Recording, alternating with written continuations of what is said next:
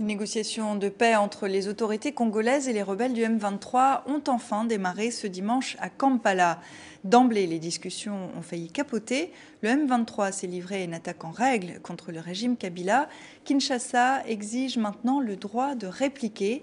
Un début difficile dans un climat très tendu donc. On fait le point avec Gervais Nietzsche. Pas le moindre échange de regards avec les représentants du M23. La délégation gouvernementale congolaise fend la foule des rebelles et se dirige tout droit vers la salle des négociations. Pas de doute, les discussions qu'entament les deux camps rivaux ce dimanche à Kampala s'annoncent difficiles.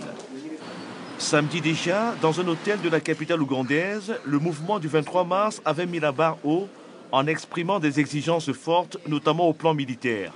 Nous disons que si on donne les chaînes de commandement en main du M23, et bien sûr, nous allons faire un plan qui peut sortir l'Est République démocratique du Congo à l'insécurité qui est généralisée pendant 17 ans.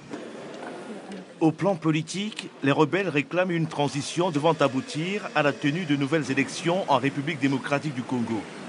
Le M23 demande enfin une véritable réconciliation dans le pays.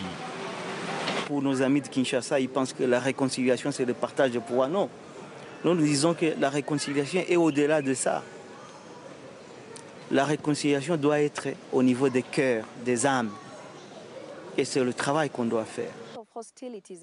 À Kinshasa, le gouvernement évite toute surenchère verbale. Il affirme s'en tenir au schéma tracé par les chefs d'État de la sous-région à Kampala il y a quelques semaines.